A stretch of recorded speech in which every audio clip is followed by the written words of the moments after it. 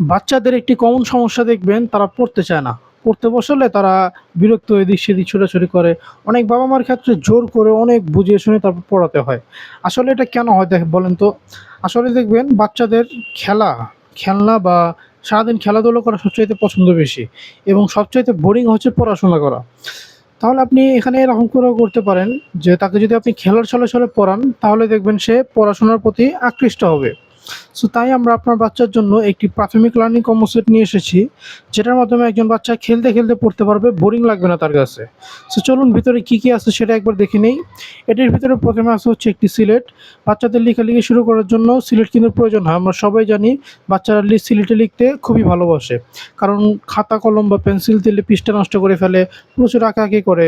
সিলেটে যত ইচ্ছা আঁকাআঁকি করে কোনো সমস্যা নেই, কারণ এগুলো বারবার মোছা যাবে এবং আঁকাআঁকি করতে হাত চালু হয়ে যাবে, লেখালেখি একসময় শিখে যাবে। বাবা-মার দায়িত্ব থাকবে এই সিলেটে একটা অক্ষর লিখে দেওয়া, সে দেখে সেটা নিজে অনুকরণ করবে। সিলেটের পিছনে অনেকগুলো অক্ষর দেওয়া আছে, এগুলো দেখে নিজে প্র্যাকটিস করতে পারবে আনন্দের সহিত। এরপর আছে হচ্ছে একটি পাজল বোর্ড। এই পাজল বোর্ডে অনেকগুলো সংখ্যা দেওয়া আছে, যেমন 1 2 3 4 5 6 7 8 9। এই সংখ্যাগুলোকে জাস্ট বের করে জায়গায় বসাতে হবে। এলোপাতাড়ি হয়ে গেলে জায়গায় বসানো কিন্তু খুবই টাফ, খুবই চিন্তা করে তারপর বসাতে হবে। এতে করে দেখবেন বাচ্চারা খুবই আনন্দের সহিত বসাবে এবং তাদের কাছে এটা গেমিং টাইপের লাগবে, মজা লাগবে। এতে করে বাচ্চাদের সঙ্গ শেখা হবে এবং তারা সামনে অগ্রসর হতে আরও আগ্রহ হবে। এরপর আছে হচ্ছে একটি জ্ঞান বক্স। যেহেতু পড়াশোনা বিরক্ত, বড় বইগুলো বাচ্চাদের কাছে মনে হয় এগুলো পড়াশোনা, তাই বিরক্ত লাগে। বাট এই জ্ঞান বক্সে ছোট অনেকগুলো বই আছে, যেগুলো একজন বাচ্চার কাছে খেলনা লাগবে, ফলে সে তার মতো করে কাট খেলতে পারবে বা তার মধ্যে যেভাবে ইচ্ছে সেভাবে খেলতে পারবে। এগুলোর ভিতরে অনেকগুলো টপিক দেওয়া আছে, যেমন সরে আ, ক খ, এবিসিডি, রাইমস, মজার ছড়া, নাম্বারস। এই সংখ্যাগুলো বা এই বিষয়গুলো বাচ্চারা শিখতে পারবে। আপনি আপনার বাচ্চার সামনে বসে এই প্রতিটা টপিক পড়াতে পারবেন, তাকে মজার ছলে খেলার ছলে পড়াতে পারবেন। এই ছোট বইগুলো পেয়ে বাচ্চারা অনেক ইন্টারেস্টিং হবে, তারা আনন্দ চিত্তে প্রতিটা বিষয় শিখবে।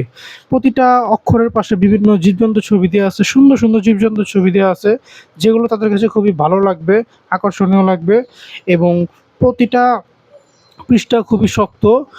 এখানে যে মজার ছড়া আছে, এই মজার ছড়াগুলো বাচ্চারা আনন্দের সহিত শিখতে পারবে। আপনি তাদেরকে মুখে মজার ছড়া শেখাবেন।